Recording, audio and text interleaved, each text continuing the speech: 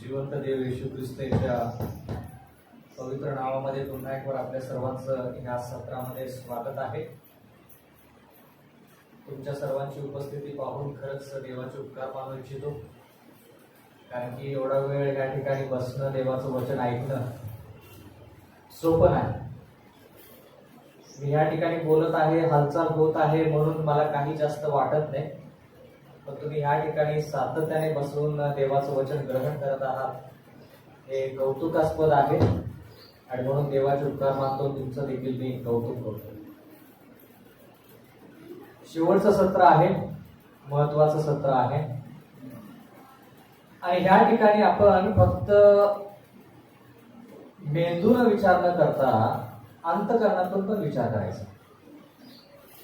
कारण की ही जी वचनं आहेत ही वचनं तुम्ही वाचली असतील, अध्ययन केलं असेल, पण ज्या दृष्टिकोनातून हे वचनं आज आपण शिकणार आहोत या सत्रामध्ये महत्वाची वचनं आहेत. तर कृपा करून संदेशाकडे आपण लक्षपूर्वक मनन करूया आणि देवाला स्तुती आणि गौरव देऊया. प्रार्थना करूया. स्वर्गातील जिवंत परमेश्वर देवा, या आठवड्याच्या पहिल्या दिवशी त्या पवित्र मंदिरामध्ये परमेश्वरा तू आम्हाला तुझं वचन ऐकण्याकरिता एकत्रित केलेला आहेस. जरी दिवस पवित्र नसला तरी देखील परमेश्वरा हे जे स्थान आहे हे पवित्र आहे, तुझं वचन पवित्र आहेस, तू पवित्र आहेस आणि म्हणून विनंती करत आहोत की आमच्या पापाची दयनीय कृपेने क्षमा कर. आमच्या बोलण्याद्वारे, आमच्या विचाराद्वारे, आमच्या कृतीद्वारे कळत न कळत आमच्याकडून पाप घडत आहे.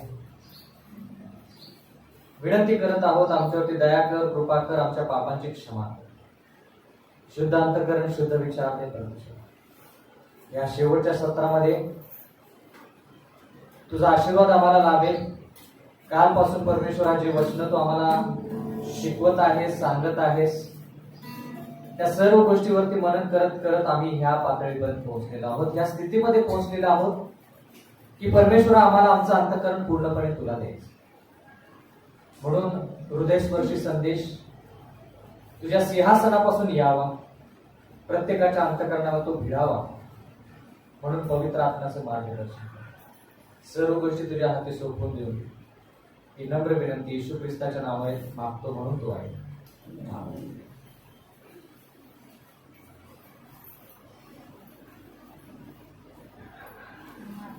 सार्वकालिक जीवन हे येशू ख्रिस्ताला किंवा येशू ख्रिस्ताविषयी न शिकता सार्वकालिक जीवनाचा विषय पूर्ण होत नाही. आपण आदामाविषयी शिकलो, हवेविषयी शिकलो, देवानं त्यांना चांगलं चारित्र्य दिलं, चांगले गुण दिले. सर्व सृष्टीमध्ये सगळे गुण जे आहेत ते तुमच्यामध्ये, माझ्यामध्ये पाहिजे. हे सर्व असताना, सर्व गोष्टी व्यवस्थित होत असताना मागील सत्रामध्ये आपण असं पाहिलं की आदाम हवेनं पाप केलं. देवाच्या वचनावरती संशय घेणं म्हणजे पाप. याच्याविषयी तुम्ही रोमकारास पत्रामध्ये वाचू शकता, जास्त खोलमध्ये जाणार नाही. रोमकारास पत्र 14वा अध्याय 23वा वचन. तर त्या ठिकाणी देवाच्या वचनावरती संशय घेणं म्हणजे पाप. म्हणजे कधी ज्या वेळेस आपल्याला कळतं की हे देवाचं वचन आहे, हे बरोबर आहे, देवाने आपल्या भल्यासाठी दिलेलं आहे, एवढं सगळं माहीत असून जर त्याच्यावरती आपण संशय घेतला तर ते पाप झाले. तर आता तुम्ही विचार केला असेल की देवाने सांगितलं आदाम आणि हवेला की तुम्ही पाप केलेला आहे. आदाम आणि हवेनं काय केलं? पाप केलं. मग वचनानुसार प्रश्न विचारतो म्हणजे सगळे जागे होतील. वचनानुसार देव काय म्हणाला? ज्या दिवशी तुम्ही पाप कराल त्या दिवशी तुम्ही निश्चित मराल. त्या दिवशी ते मरण पावले का? मग असं त्या दिवशी काय झालं जेणेकरून आदाम आणि हवा त्या दिवशी मरण पावले नाही? हा आजचा संदेश आहे, आत्ताच्या सत्राचा मुख्य मथळा आहे की येशू ख्रिस्तानं नेमकं काय केलं. येशू ख्रिस्त कसं समजून घ्यायचं, येशू ख्रिस्ताविषयी आपल्याला पुरेशी माहिती आहे का? मी काल बोलता बोलता म्हणालो की ज्यावेळेस नवीन स्थळ येतं वधूला किंवा वराला, मुलग्याला मुलगीला, त्यावेळेस खूप प्रश्न त्यांच्या मनामध्ये असतात की आयुष्य या व्यक्तीला द्यायचंय, पुरेशी माहिती आहे का? जर पुरेशी माहिती असेल तर होय म्हटलं जातं, पुरेशी माहिती नसेल तर थांबा, अजून थोडा वेळ पाहिजे. मग प्रश्न विचारले जातात, उत्तर दिलं जातं, आणि मग त्याच्यानंतर प्रश्नांची उत्तरं दिल्यानंतर शंकेचं निरसन होतं आणि मग पुढे वाटचाल केली जाते. मग लग्न करताना आपण एवढा जर विचार करतो तर सार्वकालिक जीवन देताना येशू ख्रिस्ताच्या आयुष्य हातात आपण येशू ख्रिस्ताविषयी किती विचार केला पाहिजे? सार्वकालिक जीवन, 70 वर्षाचं 80 वर्षाचं आयुष्य नाही. म्हणून आज तुम्हाला प्रश्न विचारून हे सत्र मी खुलं करत आहे की तुम्ही तुमचं आयुष्य येशू ख्रिस्ताच्या हातात देण्या इतपत तुम्हाला येशू ख्रिस्तावरती विश्वास आहे का? त्यावेळेस काय होतं, येशू ख्रिस्ताच्या हातात आपण आयुष्य देतो आणि त्रास संकट आलं की लगेच त्याच्याकडून ते आयुष्य काढून घेतो. मग चांगले दिवस आले की परत त्याच्या हातात आयुष्य देतो, बाबा तू चालव. आणि मग त्रास संकट आले की परत ते आयुष्य हिसकावून घ्यायचं. मग येशू ख्रिस्त म्हणतो की अशा प्रकारचा खेळ हा कुठपर्यंत चालेल? एक वेळेस आपण निश्चय केला पाहिजे की येशू ख्रिस्तावरती माझा पूर्ण विश्वास आहे, मला पुरेशी माहिती आहे. माहिती अभावी लोक विश्वास ठेवत नाहीत. कळालं का की लोक देवावरती विश्वास का पूर्णपणे ठेवत नाहीत? कारण की माहिती तेवढी नाहीये. म्हणून आजचा हा दिवस आणि आताच हे सत्र जे आहे ते येशू ख्रिस्तावरती पूर्णपणे अवलंबून आहे की येशू ख्रिस्तानं त्या दिवशी काय केलं. येशू ख्रिस्त आदम आणि हवा आणि मृत्यूच्या मध्ये उभा राहिला आणि तो मृत्यू आदम आणि हवेवरती आला नाही, म्हणजे येशू ख्रिस्ताने नेमकं काय केलं? फिलिप्पिकरास पत्र याचा 2रा अध्याय 6वं वचन. फिलिप्पिकरास पत्र याचा 2रा अध्याय आणि 6वं वचन मोठ्याने स्पष्ट.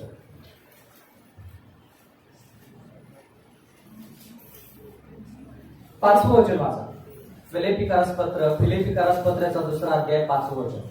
अशी जी चित्तवृत्ती हा. ख्रिस्त येशूच्या ठायी होती हा. ती तुमच्या ठायी असो. देवाचं वचन म्हणतं येशू ख्रिस्ताचं अंतःकरण जसं होतं तसं तुमचं आणि माझं अंतःकरण पाहिजे. चित्त म्हणजे अंतःकरण, मन, हृदय. तर आता येशू ख्रिस्ताचं मन, त्याचं अंतःकरण, त्याचं चारित्र्य कसं होतं ते आपण पुढच्या वचनामध्ये वाचूया. वाचा. तो देवाच्या स्वरूपाचा असूनही पुढे देवाच्या बरोबरीचे असणे देवाच्या बरोबरी असणे हा लाभ आहे असे त्याने मानले नाही. देवाच्या बरोबरीचा. काही मंडळीमध्ये शिकवलं जातं की येशू ख्रिस्त देव नाही, येशू ख्रिस्त देवाचा पुत्र आहे, म्हणून त्याचा दर्जा देवाच्या खालोखाल आहे, येशू ख्रिस्त देव नाही. चुकीच आहे. देवाच्या वचनामध्ये स्पष्ट सांगितलेलं आहे की देवपुत्र येशू ख्रिस्त. जसं पित्याला स्थान आहे तसं देवाचं स्थान पुत्राला देखील आहे, पण त्यानं ते स्थान जे आहे, ती पातळी जी आहे ती पातळी सोडली. पुढचं वचन. तर त्याने स्वतःला रिक्त केले. रिक्त जागा भरा, रिकाम्या जागा भरा. रिक्त म्हणजे काय? मोकळं केलं.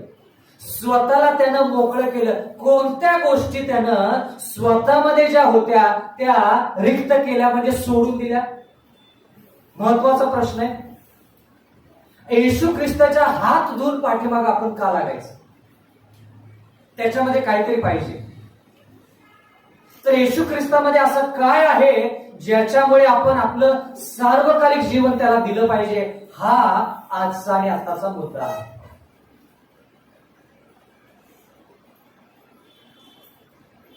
येशू ख्रिस्त स्वर्गाच्या राज्यामध्ये फक्त देव होता का मानव आणि देव दोन्ही होता?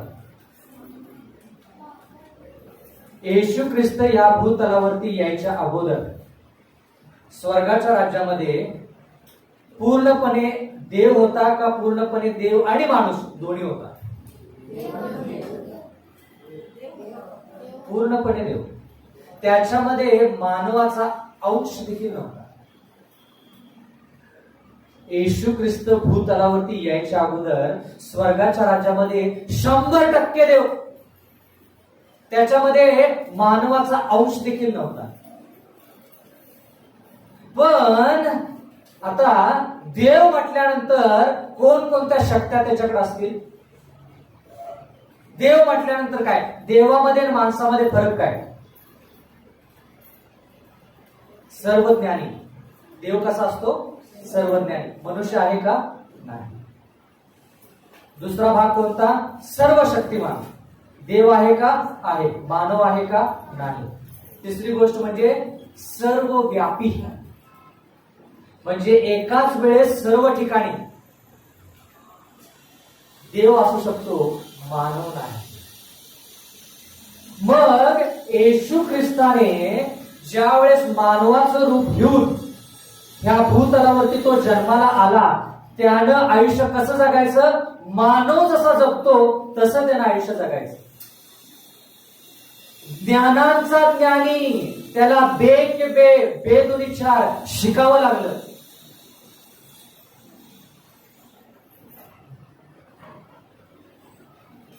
त्याला तुमच्यासारखं माझ्यासारखं जेवण जेवून कष्ट करावे लागले, जेणेकरून त्याचं पोट पाणी चालेल. कोणतं काम केलं त्यानं? सुतारकाम.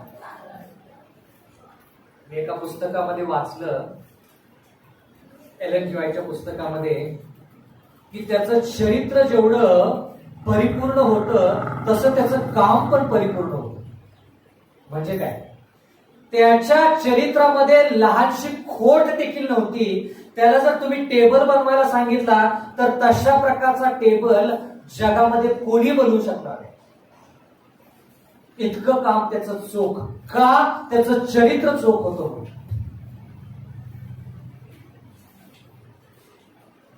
जे लोक काम करतात त्यांच्यासाठी हा रामबाण उपाय किंवा महत्वाचा सल्ला. जेवढं तुमचं चरित्र चोख तसं तुमचं काम असतं. मग तो देवाचा सेवक असू दे किंवा वैद्यकीय क्षेत्रामध्ये असू दे, शिक्षक असू दे, कोणतंही काम असू दे. येशू ख्रिस्ताने दैविक काही गोष्टी ज्या आहेत त्या तिथं सोडून त्याने मानवाचं रूप घेतलं आणि ह्या भूतलावरती आला. परिपूर्ण असा, त्याच्यामध्ये कोणतंही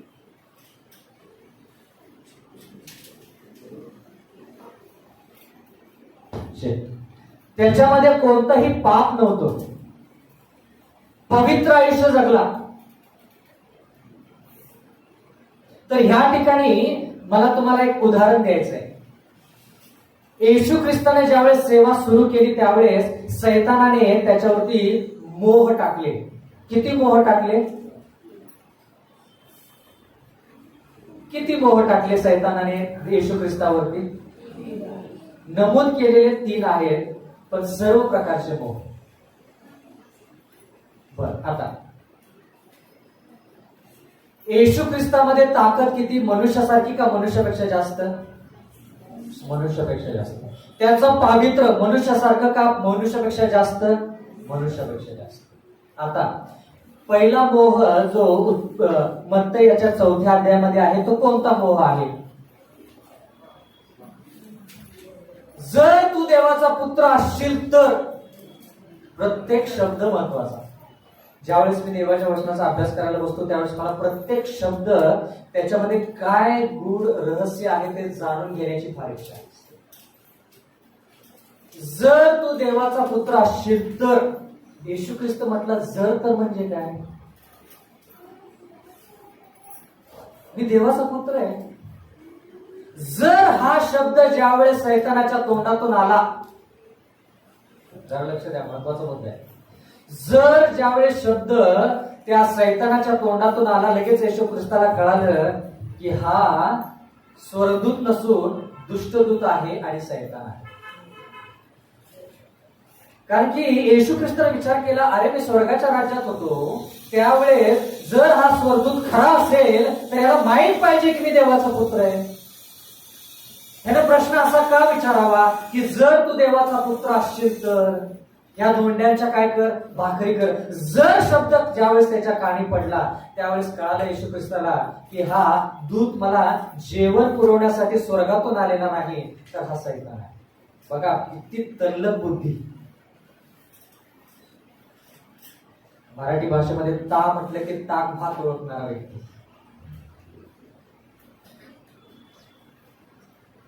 तर त्या येशू ख्रिस्ताला 40 दिवस उपवास करून, मी त्या सर्व गोष्टीमध्ये नाही जाणार, उपवास करून त्याला भूक लागली आणि भूक लागल्यानंतर सैतान, बघा म्हणून म्हटलं की शस्त्र जो तो वापरतो ते शस्त्र योग्य वेळेस त्याला कसं वापरायचं ते सैतानाला चांगलं माहिती.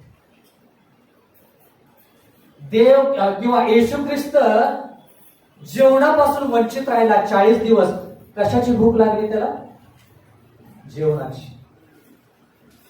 सैतान त्या ठिकाणी येतो, म्हणतो जर तू देवाचा पुत्र असशील तर या धोंड्यांच्या भाकरी बनव. मला तुम्ही उत्तर द्या, धोंड्यांच्या भाकरी करणं अवघड का सोपं? येशू ख्रिस्तासाठी, तुमच्यासाठी, माझ्यासाठी? कारण की आपल्यामध्ये ती क्षमता. मग मला तुम्ही सांगा, मोह आवरणे कोणाला जास्त अवघड, येशू ख्रिस्ताला का आपल्याला? लक्ष नाही. परत तुम्हीच म्हणाला की मोह येशू ख्रिस्तावरती आला, बरोबर, की धोंड्यांच्या भाकरी बनवायचं, बरोबर, त्याच्यामध्ये तेवढी क्षमता आहे. सैतान आपल्याला ती गोष्ट सांगेल का? नाही सांगणार. का नाही सांगणार? आपल्यामध्ये ती ताकद नाही. मग मोह जास्त कोणाला? देवाला, म्हणजे सैतान, येशू ख्रिस्ताला का आपल्याला? नाही का? दुसरं उदाहरण सांग. किती जणांना मारुती 800 गाडी माहित आहे? मारुती 800 माहित नाही? बर. किती जणांना लुना माहित आहे? लुना.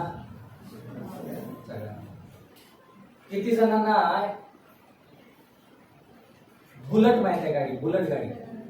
सगळ्यांना. कल्पना करा की तुम्ही मिरज वरून कोल्हापूरला चाललेला किंवा सांगलीला चाललेला आणि तिथं वेग मर्यादा लिहिलेली आहे 100 किलोमीटर प्रति तास. काय वेग मर्यादा लिहिलेली आहे बोर्डवरती? 100 किलोमीटर प्रति तास. कोणत्या गाडीला जास्त मोह? तो जो वेग मर्यादा आहे तो तोडण्याचा कोणत्या गाडीला जास्त मोह? लुनाला का बुलेटला? आता उत्तर बरोबर. का? कारण की ती वेग मर्यादा तोडण्याची ताकद बुलेट मध्ये आहे, लुनामध्ये नाही. येशू ख्रिस्ताकडे परत येऊया. जर तू देवाचा पुत्र असशील तर त्या धोंड्यांच्या तू भाकरी कर. मोह जो येशू ख्रिस्तावरती आला त्याची क्षमता आहे येशू ख्रिस्ताची की त्या धोंड्यांच्या भाकरी करायच्या किंवा काही पाहिजे ते बनवायचं आणि खायचं. त्याच्यामध्ये ती ताकद आहे. पण आपल्यामध्ये ती ताकद नाही. म्हणून त्या धोंड्यांच्या भाकरी बनवणे हे जास्त मोह कोणाला आहे? आपल्याला का येशू ख्रिस्ताला? येशू ख्रिस्ताला. कारण की त्याच्यामध्ये ती ताकद आहे पण त्या ताकदीचा वापर करू शकत.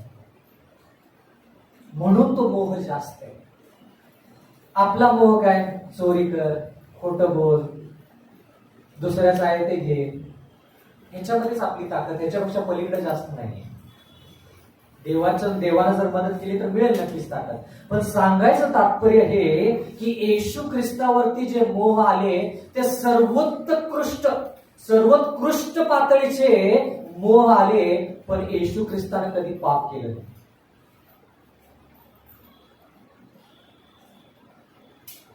इब्रिकरास पत्राचा 4था अध्याय. इब्रिकरास पत्राचा 4था अध्याय आहे 15 वचन. कारण आपल्या सर्वांच्या दुर्बलतेविषयी ज्याला सहानुभूती वाटत नाही असा आपला प्रमुख याजक नाही. बर, उपकार मानतो. या ठिकाणी लिहिलेलं आहे, आपल्याला होत असलेला त्रास ज्याला जाणवत नाही असा आपला प्रमुख याजक नाही. प्रमुख याजक कोण? येशू ख्रिस्त.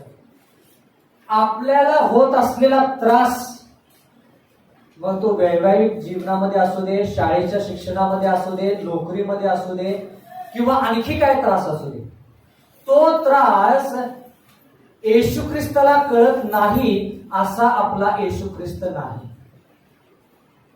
त्याला प्रत्येक त्रास कळतो. म्हणजे थोडक्यात तुमच्यावरती आणि माझ्यावरती जो मोह येतो त्या मोहाशी तो परिचित आहे, म्हणून त्याला मोह म्हणजे काय ते माहित आहे. म्हणून येशू ख्रिस्त मानव झाला. येशू ख्रिस्त जर मानव झाला नसता तर त्यानं आपल्याला मदतच करू शकला नसता. कारण की का, मोह म्हणजे काय त्याला देखील माहित नसतं. पण ज्या अर्थी तो मानव झाला, ज्या अर्थी त्याला भूक लागली, देवाला भूक लागत नाही, मानवाला लागते. तो म्हटला मला तहान लागली, मला पाणी पाहिजे. तो म्हटला मला वेदना होतात. म्हणजे 100% माणूस. स्वर्गाच्या राज्यामध्ये 100% देव, फक्त देव. या भूतलावरती आल्यानंतर 100% माणूस, 100% देव सुद्धा. आता येशू ख्रिस्त 100% देव कसा होता या भूतलावरती? कारण की त्यानं पापाची क्षमा केली. पापाची क्षमा मनुष्य करू शकत नाही, देवानं करायची असते. म्हणून तो 100% देव आणि 100% माणूस या भूतलावरती होता. 50% नाही, 100%. तर या ठिकाणी येशू ख्रिस्तावरती मोह प्रत्येक प्रकारचे आले. आणि या ठिकाणी देवाचं वचन म्हणतं की जे त्रास संकट तुम्हाला मला होतात त्याची प्रचिती येशू ख्रिस्ताला आहे. येशू ख्रिस्त असं म्हणत नाही की अरे तुला त्रास होतोय पण त्याला माहित नाही मला की तुला नेमका काय त्रास होतो, असं येशू ख्रिस्त म्हणू शकत नाही. का? त्याच्यासाठी तो मानव झाला, जेणेकरून आपल्या त्रासामध्ये तो सहभागी होईल.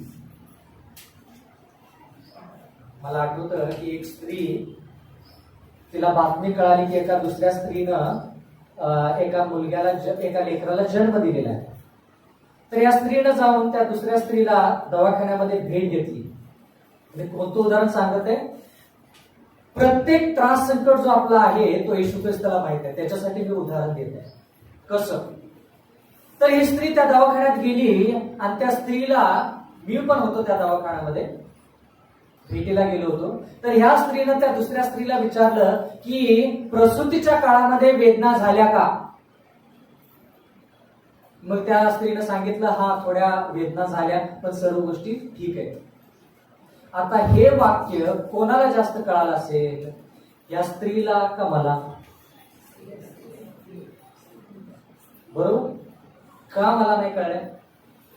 कारण की मी तो अनुभव घेतलेला नाही आणि कदापि येणारच नाही. येशू ख्रिस्ताचं वचन आपल्याला असं सांगतंय की जो अनुभव तुम्हाला घडत आहे, त्रास संकट, मनस्थिती बिघडली जाते आणि तुम्हाला खूप त्रास होतो, त्या सर्व गोष्टी येशू ख्रिस्ताला माहित आहे.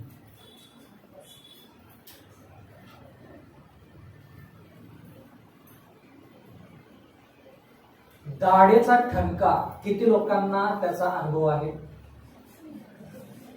सगळ्यांना आहे? नाही, काही लोकांना नाही. आता ज्या लोकांना माहित आहे, मी जर तुम्हाला म्हटलं की थंड पाणी प्या आणि तर थंड पाण्याचा जो थोडासा जो बर्फ असतो तो फक्त दाताखाली, त्या दाताखाली घ्या, घ्याल का?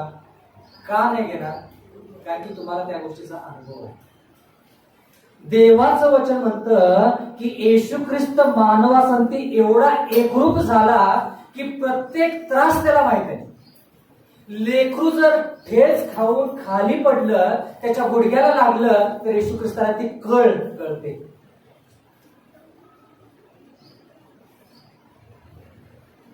यशाच्या पुस्तकामध्ये लिहिलंय की त्याला मिळालेल्या फटक्यांनी आपल्याला आरोग्य प्राप्त होतं. म्हणजे आपल्याला आरोग्य मिळावं म्हणून त्यानं फटके खाल्ले. म्हणून देवाच्या वचनामध्ये लिहिलेलं आहे की येशू ख्रिस्तासंती मानव जो आहे तो एक असा घनिष्ठ मानव आहे. दोघांना वेगळं करणं चुकीचं ठरेल. आणि म्हणून देवाच्या वचनामध्ये लिहिलेलं आहे, जर तुम्ही फिलिपिकरास पत्र्याचा 2 अध्याय 8 वचन वाचा. फिलिपिकरास पत्र्याचा 2 अध्याय आणि 8 वचन.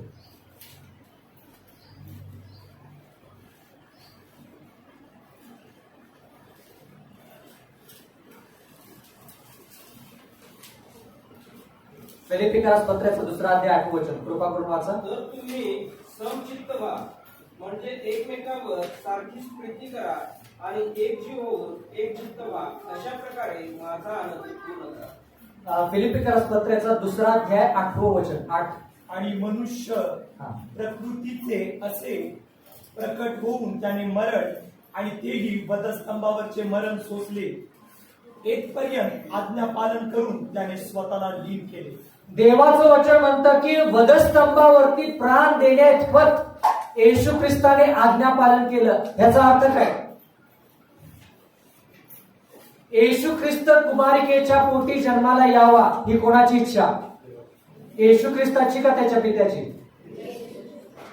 येशू ख्रिस्ताने गायीच्या गोठ्यामध्ये जन्म घ्यावा. येशू ख्रिस्त देव असून देखील त्यानं कोणाची आज्ञा पाळली?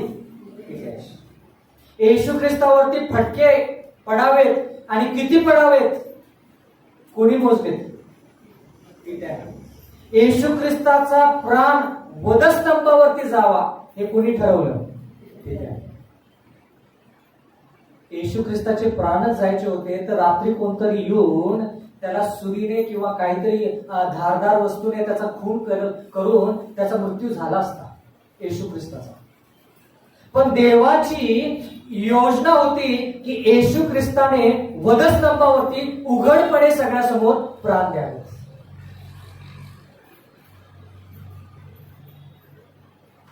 येशू ख्रिस्त, लक्ष द्या, येशू ख्रिस्त स्वर्गातून या पृथ्वीवरती येणं म्हणजे काय?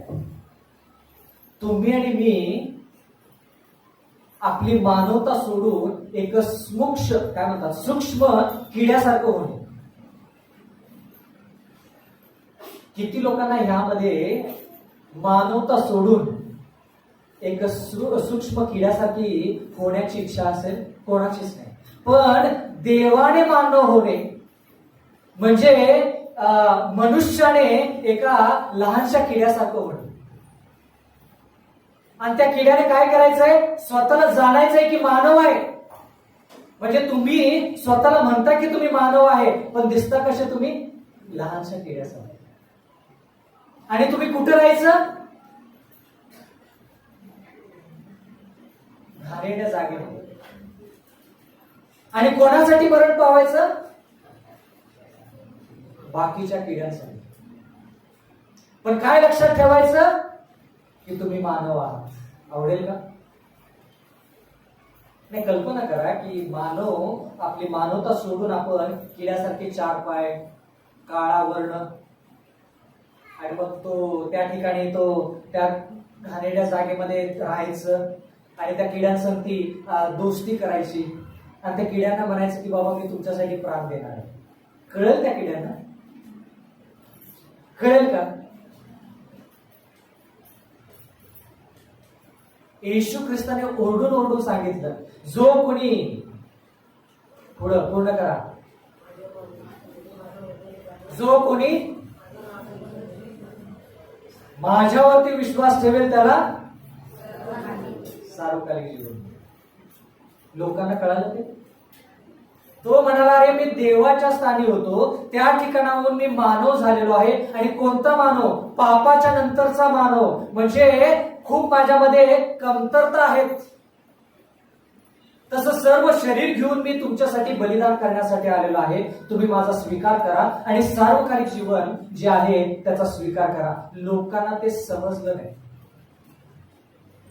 शिष्य येशू ख्रिस्तासाठी 3.5 वर्ष होते तरी देखील शिष्यांना कळालं नाही की येशू ख्रिस्त कशासाठी आले. त्यांना वाटलं की येशू ख्रिस्त त्याचं राज्य स्थापन करेल, पण येशू ख्रिस्त म्हणाला की नाही, मी वधस्तंभावरती प्राण देणार आहे. बंधू आणि भगिनींनो, येशू ख्रिस्तानं मानवी रूप घेणं आणि मानवासंगती राहणं म्हणजे आपण एका सूक्ष्म किड्यासारखं होऊन किड्यासंगती राहायचं आणि त्या किड्यांसाठी प्राण द्यायचं.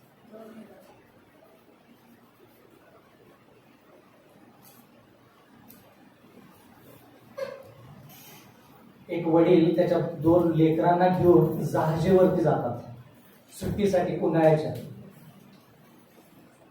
आणि मग सुट्टीमध्ये ते जहाजेमध्ये प्रवास करत असतात समुद्रामध्ये, आणि खूप समुद्रामध्ये आत गेल्यानंतर वडील एका कामामध्ये त्या जहाजेमध्ये कुठतरी काम करतात किंवा वेगळ्या ठिकाणी जातात. त्यावेळेस हे 2 लेकरं जहाजेच्या टपावरती येतात आणि समुद्र किती उंच आहे, किती अफाट आहे हे पाहण्याची त्यांना उत्कंठा लागते. मग 2 भाऊ बघायला सुरुवात करतात. अरे इतकं मोठं समुद्र, पाहिल तिथपर्यंत समुद्र, क्षितिजा पलीकडे समुद्र पसरलेला आहे. आणि म्हणून हा मोठा मुलगा त्या लहान भावाला म्हणतो, मी उडी टाकतो, जरा पोहून परत येतो. मोठा उडी टाकतो पाण्यामध्ये, मोठा भाऊ मग पोहायला सुरुवात करतो वगैरे, त्याला खूप मजा वाटते. आता मोठ्याने उडी टाकली म्हणतात, लहाना शांत बसेल का? नाही, लहान्याने देखील उडी टाकली.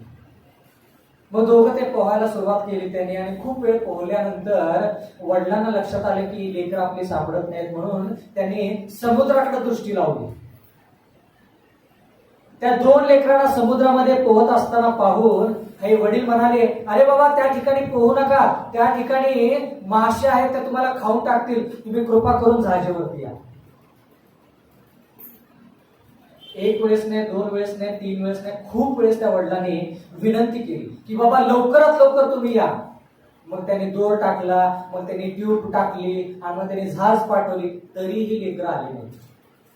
मोठा भाऊ लहान भावाला म्हणतो, तुला वडील माहित आहेत ना, आत्ताच कुठं उन्हाळ्याची सुट्टी लागली, तोपर्यंत वडिलांना अजिबात आवडत नाही की आम्हाला स्वातंत्र्य मिळावं. आणि हळूहळू त्या 2 लेकरांच्या भोवती अशा काळ्या रंगाचं वर्तुळ निर्माण झालं, आणि ते काळ्या रंगाचं वर्तुळ ते मासे होते. आणि म्हणून ते वडिलाला दिसलं वरून, आणि वडील म्हणाला, बाबा तुम्ही लवकर इकडे या, नाहीतर तुमचे प्राण तुम्ही गमावाल. लेकराने ऐकलं. मग वडिलाला शेवटी दुसरा पर्याय सुचला नाही, म्हणून त्याने काय केलं, स्वतःच्या हाताची नाडी कापली आणि स्वतः त्या समुद्रामध्ये उडी घेतली. आणि मला असं सांगण्यात आलं की माशांना रक्ताचा वास फार चांगला येतो, स्पष्टपणे येतो. आणि म्हणून ते मासे त्या लेकरांकडनं जाता या वडिलाकडे, ज्याच्या हाताचा रक्त त्याचा वास घेऊन त्या वडिलाकडे गेले, आणि वडिलाला त्याचं प्राण गमावं लागले, आणि ह्या 2 लेकरांचं आयुष्य त्यांना वाचवावं लागलं. लाखो रुपयांचा प्रश्न ह्या सत्रामध्ये. त्या पित्याने त्या लेकरांसाठी याच्यापेक्षा जास्त काय करावं? तुम्ही मला उत्तर द्या. त्या पित्याने त्या लेकरांसाठी याच्यापेक्षा पलीकडे आणखी काय केलं पाहिजे? येशू ख्रिस्ताने वधस्तंभावरती प्राण देऊन किंवा पित्याने पुत्राला पाठवून सर्व स्वर्ग मोकळा केला. पित्याने सर्व स्वर्ग मोकळा केला. स्वर्गामध्ये येशू ख्रिस्ताविना काहीच नाही. तुम्हाला आणि मला वाटत असेल अरे स्वर्ग आणि ह्या गोष्टी त्या गोष्टी, पित्याला तुम्ही विचारा, पिता म्हणेल माझं लेकरू या ठिकाणी नाहीये, कशाचा स्वर्ग? त्या पित्याने येशू ख्रिस्ताला पाठवून त्याच्यापेक्षा पलीकडे आपल्यासाठी काय केलं पाहिजे? ते त्यानं केलं असतं, पण त्याच्या पलीकडे काय करण्यासारखं पण नाही. म्हणून देवाच्या वचनामध्ये लिहिलेलं आहे की देवाने जगावरती एवढी मोठी प्रीती केली की त्याने आपला एकुलता एक पुत्र दिला, यासाठी की जो कोणी त्याच्यावर विश्वास ठेवतो त्याचा नाश होऊ नये, तर त्याला सार्वकालिक जीवन प्राप्त व्हावे. म्हणून येशू ख्रिस्त जो आहे ना, त्याच्याविषयी जेवढा आपण विचार करेल तेवढं आपल्याला त्याच्याविषयी माहिती, तेवढं त्याच्यावरती विश्वास ठेवणं सोपं. जेवढी माहिती कमी तेवढा विश्वास कमी.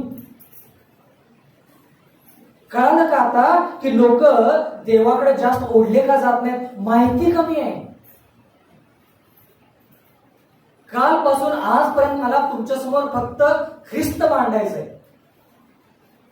ख्रिस्तावरती एकदा प्रेम जडलं की आपोआप देवाचं वचन उघडलं जाईल, सकाळी प्रार्थना होईल.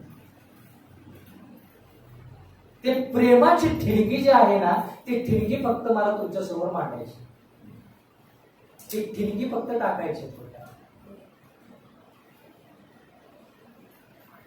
रोमकारपत्राचा 5वा अध्याय, रोमकारपत्राचा 5वा अध्याय 6वं वचन.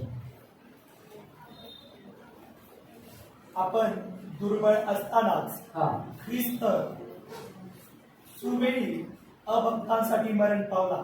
आपण शक्तिहीन असताना, दुर्बळ असताना, म्हणजे आपल्यामध्ये शक्ती नव्हती, त्यावेळेस येशू ख्रिस्त आपल्यासाठी मरण पावला. म्हणजे येशू ख्रिस्त असा म्हणाला नाही की या लोकांमध्ये ताकद येऊ दे, हे लोक भक्ती यांच्यामध्ये येऊ दे, हे भक्त होऊ देत, मग मी त्यांच्यासाठी मरण पावतो, असा येशू ख्रिस्ताने विचार नाही केला. सुवेळी, योग्य वेळी,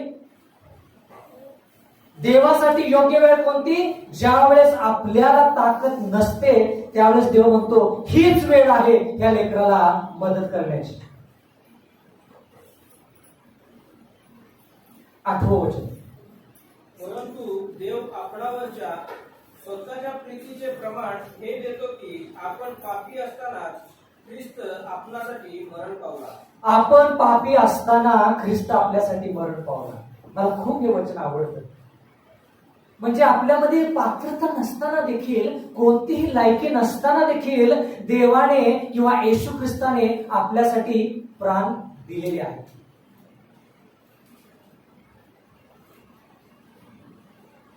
ज्यावेळेस विवाहाचा विचार करतात तरुण तरुणी, त्यावेळेस दुसरा व्यक्ती त्याच्यामध्ये पात्रता आहे का नाही ते पाहतात, नाही का? किती पात्रता आहे हे बघून लग्न केलं जातं. येशू ख्रिस्ताने त्याचं लग्न आपल्या संगती करण्यासाठी हा विचार केला नाही. तो म्हणाला की ह्या लोकांमध्ये त्या गोष्टी नाहीतच, तरी देखील विवाहासाठी येशू ख्रिस्त तयार. त्याच्यासारखा जीवासखा, मराठी भाषेमध्ये मुद्दाम स्पष्ट बोलतो, त्याच्यासारखा जीवासखा पाठी, म्हणजे जगाच्या पाठीवर दुसरा कोणीच नाही.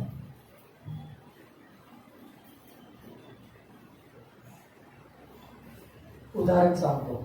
कल्पना करा की तुमचं कुटुंब आहे, लेकरं आहेत, पती आहे, पत्नी आहे, आणि लेकरांच्या शिक्षणासाठी तुम्ही कर्ज घेतलं, आणि मग काही दिवसांना असं झालं की कोणतरी तुमच्या घरामध्ये आजारी पडलं, आणखी जास्त कर्ज वाढलं, आणि सर्व गोष्टी. कल्पना करा की तुम्ही 10 लाख रुपये कर्ज घेतलेले आहे. आता कर्ज घेतलं, त्यात दुष्काळात 13वा महिना तुमची नोकरी गेली, आणि तुम्ही घरामध्ये सगळे बसलेले आहात, विचार करत आहात की आता काय करायचं, कुठून पैसे येतील, कमीत कमी पोट पाणी चालू दे, कर्ज फिटल्यानंतर कमीत कमी काय होऊ दे, पोट पाणी चालू दे. आणि मग हळूहळू तुमच्या घरातली बातमी शेजाऱ्याकडे जाते. काय होते? शेजाऱ्याकडे जाते. आणि कल्पना करा की तुमचा शेजारी जो आहे तो माननीय मुकेश अंबानी आहे, तुमचे शेजारी. त्यांच्यापर्यंत बातमी पोहोचते आणि ते व्यक्ती म्हणतात की बाबा ठीक आहे, आता ह्या व्यक्तीला मी मदत केली पाहिजे. आणि म्हणून तुम्हाला कळतं की बाबा तुमचा शेजारी श्रीमंत आहे, आणि म्हणून तुम्ही त्याच्याकडे जाताना म्हणता मला नोकरी दे, मला माझं कर्ज फेडायचंय, मला नोकरी दे, मला माझं पोट पाणी, मला माझ्या कुटुंबाची काळजी घ्यायची. किती कर्ज आहे? 10 लाख रुपये. आणि मग तो त्या व्यक्तीसमोर, त्या अंबानी समोर तुम्ही बसलेला आहात, आणि तो म्हणत आहे की बाबा 10 लाख रुपये कर्ज आहे तुझं, तुला कोणती नोकरी देऊ, तुझं शिक्षणही व्यवस्थित नाही, तुझ्याकडे पदवीही चांगली नाहीये, कोणती तुला नोकरी देऊ? मग तुम्ही काय म्हणता त्याला? अरे बाबा बगीचेमध्ये माळ्याचं काम करू, माझं मला पोट पाणी चालू. मग तो म्हणतो की ठीक आहे 8 तास काम कर, तुला किती पैसे पाहिजे? आणि तुम्ही म्हणता 5,000 जरी दिले तर खूप झाले, माळ्याचं काम. मग तो म्हणतो अरे 5,000 रुपये कमवून तू तुझं पोट पाणी चालवशील का? तुझ्यावरचं जे कर्ज आहे ते कर्ज नील करशील. तुम्ही म्हणता नाही नाही नाही, मला वेळ नाहीये, मला कृपा करून काम द्या, मला माझं कर्ज फेडायचंय. माझं कर्ज मी फेडणार, माझं कर्ज मी फेडणार, माझं कुटुंब मी चालवणार. आणि तो व्यक्ती म्हणतो, तो गृहस्थ म्हणतो अरे बाबा तू मला सांग तुझी काय चिंता आहे, काळजी आहे. नाही नाही नाही, एवढ्या सर्व गोष्टी सांगण्यास मला वेळ नाही. तुम्ही जर मला काम दिलं तर लवकर वेळ निघून जाईल आणि मला पैसा लगेच मिळेल. 1 महिना तो व्यक्ती काम करतो, 8 तास दिवसाला, दर दिवस काम करतो आणि महिन्याच्या शेवटी त्याला 5,000 रुपये मिळतात. 5,000 रुपये एका दिवसात कुठं जातात ते त्यालाच कळत. कर्ज आहे तसं आहे. मग हा माणूस परत रडत साहेब 5,000 रुपये असेच कामासाठी खर्च झाले आणि कर्ज आहे तसंच आहे. बाबा तुला सांगितलं होतं की 10 लाख रुपये तुझं कर्ज आहे, तू 5,000 रुपये घेऊन ते कर्ज फेडू शकणार नाहीस.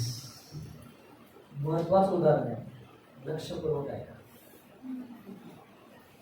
मग तो श्रीमंत माणूस म्हणतो, अंबानी म्हणतो बाबा तू माझ्या संगती फक्त बस आणि मला सांग काय झालं तुझ्या घरात, काय तुझे त्रास संकट आहेत ते तू मला सांग, मी तुला मदत करतो. या व्यक्तीला वाटतं अरे कशाला वेळ घालवता साहेब माझा. या श्रीमंताकडे परत या श्रीमंताकडे येतो. मग हा श्रीमंत त्याला धरतो आणि म्हणतो बाबा खुर्चीवर बस, तुझ्या आयुष्यामध्ये ज्या काय त्रास संकट आहेत त्या समस्या मला तू सांग. आणि मग हळूहळू हा माणूस त्याच्या आयुष्यामध्ये जे काय त्रास संकट घडले ते आहे तसे त्या श्रीमंत माणसाला सांगतो. आणि ते व्यक्ती तुम्ही आहात. कोण? त्रास संकटामध्ये. तुम्ही त्या अंबानी ह्या व्यक्तीला सर्व गोष्टी सांगता आणि त्याच्यासाठी तुम्ही 3-4 तास लावता सर्व गोष्टी व्यवस्थित सांगायची. 4 तास त्या गोष्टी ऐकल्यानंतर अंबानी साहेब तुम्हाला एक चेक काय करून देतात? सही करून देतात आणि म्हणतात की बाबा हा चेक घे आणि तू जा. तुम्हाला काय वाटतं की त्या चेकवरती त्यांनी किती रुपयासाठी सही केली असेल आणि तुम्हाला तो चेक दिला असेल?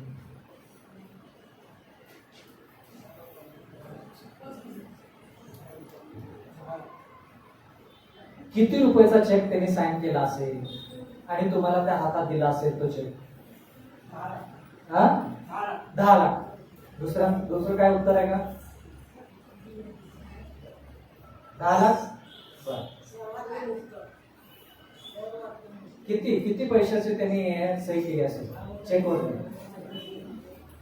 तुम्ही म्हणाला 10 लाख, मी म्हणतो 1 करोड. आता का ते सांगतो. 10 लाख रुपये सॉरी 1 करोडचा चेक त्यांनी दिला. 1 करोडचा चेक बघितल्यानंतर आपण काय करू? अरे बरोबर आहे का, चुकीचं आहे का, डुप्लिकेट आहे का, खरं आहे का, खोटं आहे? विचार त्या माणसाचा बदलायच्या अगोदरच लगेच बँकेत बाबा हे चेक घे आणि पैसे खात्यावरती जमा कर. जमा होऊपर्यंत झाले का जमा, झाले का जमा, झाले का जमा, जमा झाले, खुश आनंदित. मग तुम्ही कुठे जाल पहिलं? नाही, बँकेमध्ये जमा झाले पैसे. ज्यानं तुम्हाला मदत केली त्याच्याकडे. बरं ठीक आहे, त्याच्याकडे झालं. तुम्ही काय म्हणाल? काय म्हणाल? उपकार मानतो. आणखी काय म्हणाल? धन्यवाद. उपकार मानतो, धन्यवाद. आणखी काय?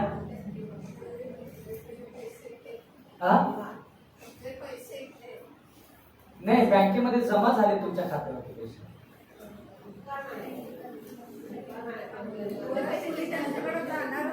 जाणारच नाही. बर, काही व्यक्ती जाणारच नाही त्याच्याकडे. बर, एवढे पैसे का दिले? बर, आता जरा विचार करायला सुरुवात झाली. एवढे पैसे का दिले? बर, आणखी काय होतं? 10 लाख तुमचं कर्ज आहे, त्यांना 1 करोड दिले, 10 पटीने जास्त. आता तो व्यक्ती म्हणेल, बाबा तुझं कर्ज 10 लाख आहे, तुझं ते कर्ज आयुष्यभर जरी काम केलंस माझ्याकडे तरी ते कर्ज फिटणार नाही. ते कर्ज कोण फेडल? कळालं का काय चाललंय? ते कर्ज तू म्हणतोस की माझं कर्ज आहे, मी कर्ज केलेलं आहे, मलाच ते फेडलेलं पाहिजे, मीच फेडलं पाहिजे, दुसरं कोण फेडणार? बाबा तुला ते कर्ज फेडता येणार नाही, कितीही कष्ट कर. ते कर्ज फेडण्यासाठी तुझ्याकडे ज्या गोष्टी पाहिजेत त्या गोष्टी तुझ्याकडे नाहीत आणि कधी येणार पण नाही. मी ते कर्ज फेडतो. आणि म्हणून तो व्यक्ती म्हणतो की बाबा तू 10 लाख रुपयासाठी कर्जाची माफी मागत आहेस, मी तुला 1 करोड देतो.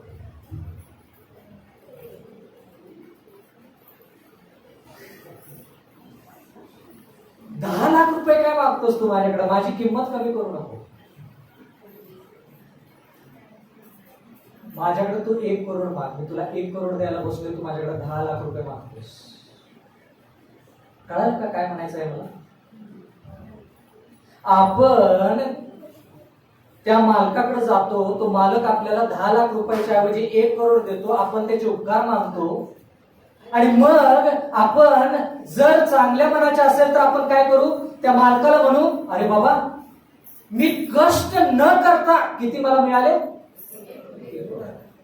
काय कष्ट केलं का त्यानं? फक्त बसून 3-4 तास जे गारण आहे ते गारण त्यानं फक्त त्या व्यक्तीला सांगितलं, कष्ट केलं नाही. पण त्यानं गारण सांगितलं म्हणून त्याला 1 करोड रुपये. आणि म्हणून हा व्यक्ती काय म्हणतो, तुम्ही माझ्यावरती एवढे उपकार केलेले आहेत, हे पाहून माझं मन भरलेलं आहे, आता मी तुमच्यासाठी फुकट काम करायला तयार आहे. 1 करोड कष्ट करायची काय गरज आहे का? म्हणून हा व्यक्ती काय म्हणतो, मी तुमच्यासाठी फुकट काम करायला तयार आहे, कोणतंही काम तुम्ही सांगा, 8 तासाच्या ऐवजी 12 तास काम करायला तयार आहे. कळालं का? आता हा गरीब माणूस ज्याच्या डोक्यावरती कर्ज आहे तो व्यक्ती कोण? आपण.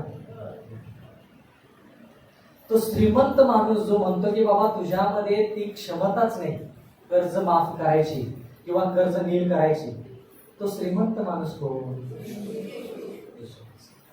10 लाख काय आहेत त्याच्यात?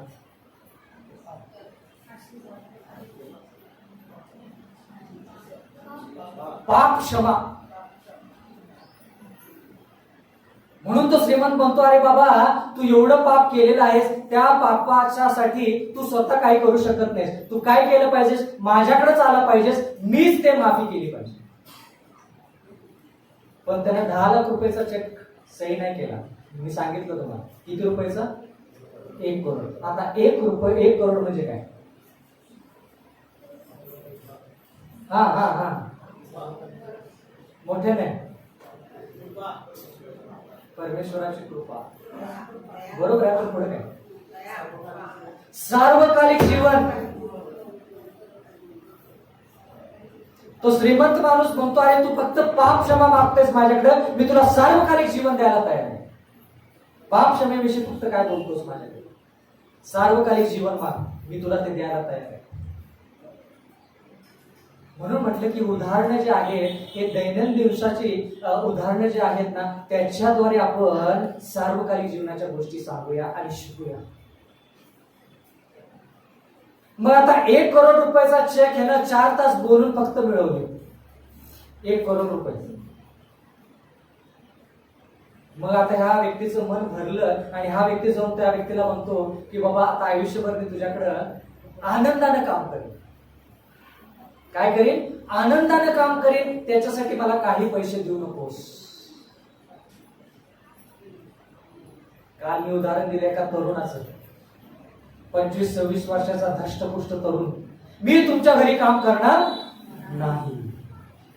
ठीक आहे बाबा, काम करू नको. 500च्या ऐवजी 1000 रुपये देऊन त्याला विकत घेतलं आणि सांगितलं की बाबा मी तुला ह्याच्यासाठी विकत घेतलं नाही की तू माझ्या घरी काम करावं, मी तुला ह्याच्यासाठी विकत घेतलं की तुला स्वातंत्र्य मिळावं. मग तो तरुण काय करतो? रडायला सुरुवात करतो, म्हणतो की एवढं जर प्रेम तुम्ही मला दाखवता तर मी तुमची चाकरी आयुष्यभर करेन. चाकरीच काय, मी तुमच्यासाठी मरायला देखील तयार आहे. तर त्या वयोवृद्ध माणसाने ज्या त्या तरुणाला सांगितलं तीच गोष्ट या मालकाने त्या गरीब माणसाला सांगितली. कोणती गोष्ट? योहान 14:15. योहान 14:15.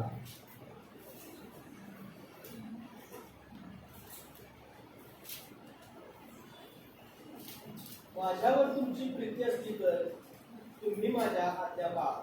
तो श्रीमंत माणूस म्हणतो या गरीब माणसाला की बाबा जर तुझं प्रेम माझ्यावरती असेल तर या ठिकाणी काम कर, नाहीतर मी तुला चेक दिलाय म्हणून तू इथं काम केलंच पाहिजेस असं नाही. तू स्वातंत्र्य तुला मिळालेलं आहे, तू तुझ्या घरी पण परत जाऊ शकतोस. पण तो माणूस म्हणतो साहेब एवढी मोठी मदत केली आहे तुम्ही, मी 10 लाखासाठी आलो होतो इथं कष्ट करण्यासाठी, 1 करोड मला मिळाले. आता मी माझ्या घरी म्हणजे दुसरीकडे काम करायला का जाऊ? जर माझा मालक इतका चांगला आहे तर मी आयुष्यभर इथं सेवा करेन.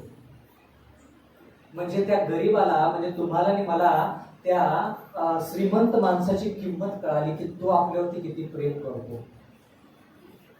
असं प्रेम आपल्याला देवाविषयी कळलं पाहिजे, मग आज्ञापालन सोपं होईल. आज्ञापालन ह्याच्यासाठी करायचं नाही की देवानं आपल्यावरती प्रेम करावं, नाही. आपण आज्ञापालन ह्याच्यासाठी करायचं की देवानं आपल्यावरती प्रेम केलेलं आहे आणि त्या प्रेमाचा प्रतिसाद, प्रतिक्रिया म्हणून आपण ख्रिस्ती आयुष्य जगायचं. रिस्पॉन्स म्हणतो ना आपण, तो रिस्पॉन्स कसा पाहिजे? ख्रिस्ती आयुष्य जगू. देवा तू माझ्यासाठी हे केलंस, ते केलंस, ते केलंस, ते केलंस, म्हणून मी तुझ्यासाठी पूर्ण माझं आयुष्य देत आहे.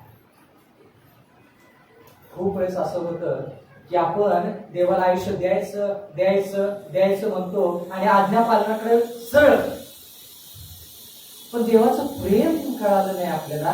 देव किती चांगला आहे याचा अनुभव आपल्याला घडलेला नाही. आज्ञापालन होईल का? त्या विद्यार्थ्यासारखं शांत बसला, आज्ञापालन झालं, पण प्रेमानं नाही. प्रेम पाहिजे. जेवढं प्रेम तुम्ही देवावरती कराल तेवढं आज्ञापालन सोपं. जेवढं प्रेम देवावरती कमी तेवढं आज्ञापालन अवघड. लक्ष कुठं पाहिजे? देवाने दाखवलेल्या प्रेमाकडे. ज्या व्यक्तीवरती तुम्ही प्रेम करता त्या व्यक्तीला तुम्ही म्हणत नाही एवढं सगळं कष्ट करायला मला सांगतो, म्हणत नाही आपण. का?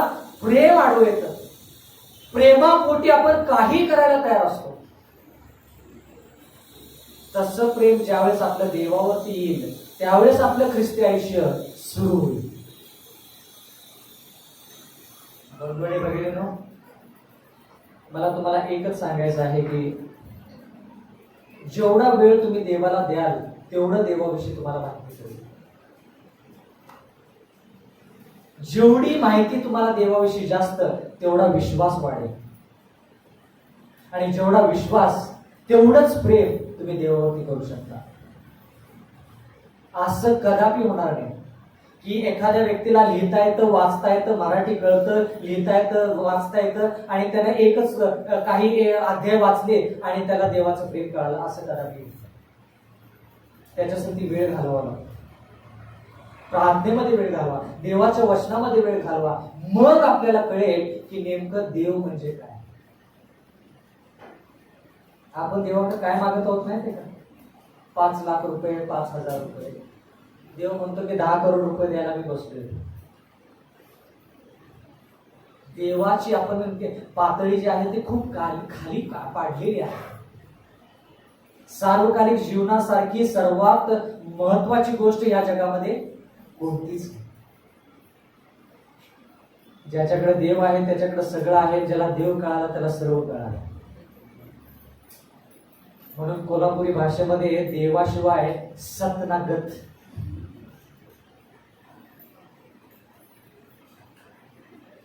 म्हणून आज मला तुम्हाला हाच विचार तुमच्यासमोर मांडायचा आहे की सातत्यानं देवाविषयी विचार करायचा. हा निर्णय घ्यायचा ना, देवा हा निर्णय कसा घेऊ ते तू मला सांग. आणि तो निर्णय जो आहे तो आपल्या मनाच्या विरुद्धात जरी असला तरी घ्या, कारण की त्याच्यानंतर काय होईल ते देवाला जबाबदारी सांभाळायची. आपण देवाच्या वरती टाकायचं, सोडायचं, म्हणायचं देवा तू सांगितलास नाही, निर्णय घेतला निर्णय, हा मला त्रास आहे, आता तू सांभाळ. देव तो त्रास संकट असा काढून टाकेल का? देव मनाला प्रकाश होऊ दे. आणि प्रकाश किती वेळ लागला? म्हणून येशू ख्रिस्त जो आहे तो येशू ख्रिस्त आपल्या किती जवळ पाहिजे? आपण जेवढे स्वतःच्या जवळ आहोत त्याच्यापेक्षा जास्त जवळ येशू ख्रिस्त पाहिजे. जर तुम्हाला कोणी सांगितलं तुमच्याविषयी थोडं बोला तर तुम्ही बोलू शकला नसला पाहिजे. तुमच्या मुखातून येशू ख्रिस्ताविषयी आलं पाहिजे. का? अनुभव त्याचा जास्त. एखादा निर्णय घ्यायचा तर भीती जास्त वाटते. का? कारण की सैतानासंती आपला अनुभव जास्त आहे, देवासंती कमी आहे. सैतान हे करू शकतो का? करू शकतो. ते करू शकतो का? करू शकतो. येशू ख्रिस्त माहित नाही. अनुभवाच्या गोष्टी आहेत. ख्रिस्ती आयुष्य असं बोलून होत नाही. ख्रिस्ती आयुष्य ऐकून नाही. ख्रिस्ती आयुष्य जगावं लागतं. आणि ज्यावेळेस आपण ते ख्रिस्ती आयुष्य जगू त्यावेळेस आज्ञाधारकपणा आपोआप येईल. त्याला काही वेगळं करायची गरज नाही. जर आपण ख्रिस्ताला आत्मसात केलं आणि संजीवनी घडवून आणली, ख्रिस्तासंती नातं जोडलं तर ते आज्ञापालन जे आहे ते आपोआप व्हायला सुरुवात होईल. आणि तुम्ही म्हणाल अरे मी कष्ट घेत नाही ही आज्ञा पाळायला, आपोआप माझ्याकडून ते पार होत चालले. पण आपण काय करत आहोत सध्या? आज्ञापालन गरजेचं आहे, चुकीचं नाही, पण त्याच्याकडे इतकं लक्ष की येशू ख्रिस्त त्याच्यामध्ये आपल्याला दिसणार नाही, तर स्वतःच्या पापाकडे लक्ष. येशू ख्रिस्त म्हणतो तुम्ही मजकर पहा आणि तुम्ही आणि मी हळूहळू हळूहळू हळूहळू येशू ख्रिस्तासारखे होऊ. एक शेवटचं उदाहरण. दक्षिण भारतामध्ये मी एका सेमिनरीमध्ये शिक्षक होतो, बायबल सेमिनरीमध्ये. त्या ठिकाणी असा माझ्या भावासारखा हा एक मुलगा होता. त्याचं नाव होतं बहुतेक प्रदीप. आणि त्याचे जे हावभाव होते ते पाहून मला खूप आश्चर्य वाटायचं की हा व्यक्ती असा का वागतो, हा मुलगा शाळेमध्ये. तर एक वेळेस त्यांना आम्ही सांगितलं की आम्ही नाणे जे आहेत ते लपवलेले आहेत, कृपा करून तुम्ही शोधायचे, आणायचे आणि त्याद्वारे आम्ही आत्मिक संदेश तुम्हाला देऊ. नाणे वेगवेगळ्या ठिकाणी लपवलेले आहेत. आता नाणे लपवलेले आहेत म्हटल्यानंतर ते जे वाळलेलं गवत असतं त्या ठिकाणी हा मुलगा गेला. आता नाणं शोधायचं तर त्यानं आपण काय करतो, आता गवत असं बाजूला करतो आणि नाणं शोधतो. त्यानं तसं नाही केलं. हावभाव होता.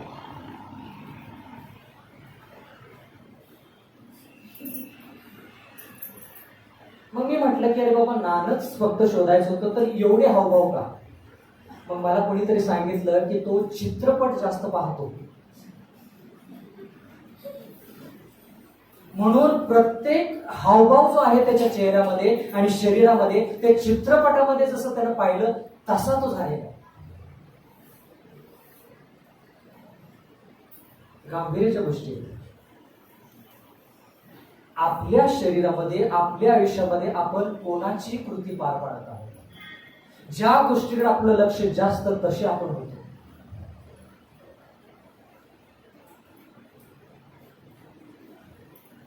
खूप वर्षापूर्वीची गोष्ट आहे. प्रदीप बदलला पण असेल.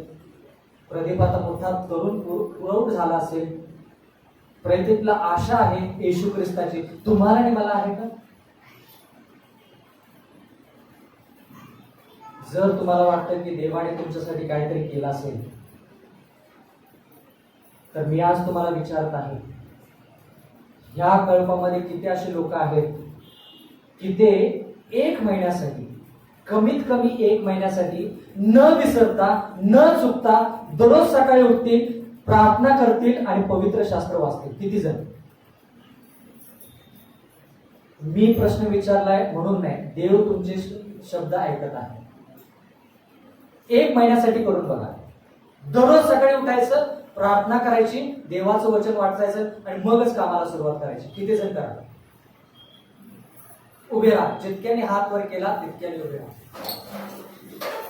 जितक्याने हात वर केला फक्त तितक्याने उभा राहा.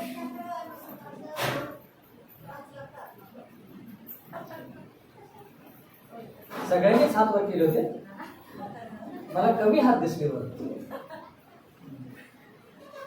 किती लोक ह्या ठिकाणी आहेत ज्यांना बाप्तिस्मा घ्यायचा आहे आणि ते बाप्तिस्मा घेण्यासाठी उत्सुक होणार आहेत आणि तयार होणार आहेत? तुम्ही पुढे या. जे बाप्तिस्मासाठी ज्यांनी हात वर केला त्यांनी पुढे या. तुमच्यासाठी मला प्रार्थना करायची. बाकीचे उभा आहेत ते उभा राहू दे. बाकीचे बाप्तिस्मासाठी जे आहेत ते पुढे येऊ दे.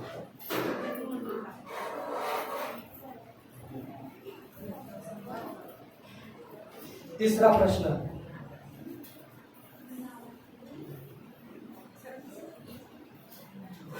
या मंडळीमध्ये भाऊ बहीण आहेत ज्यांना येशू ख्रिस्ताकडे आणायचं आहे. आणि जर तुमच्यामध्ये क्षमता असेल आणि देवाने तुम्हाला पाचारण केलं असेल की बाबा या भावाला आणि या बहिणीला मला मदत करायची आहे जेणेकरून ह्याचा आत्मा हरवून जाऊ नये, तर येशू ख्रिस्ताकडे यावा म्हणून मी प्रयत्न करेन. किती जण हात वर करतात?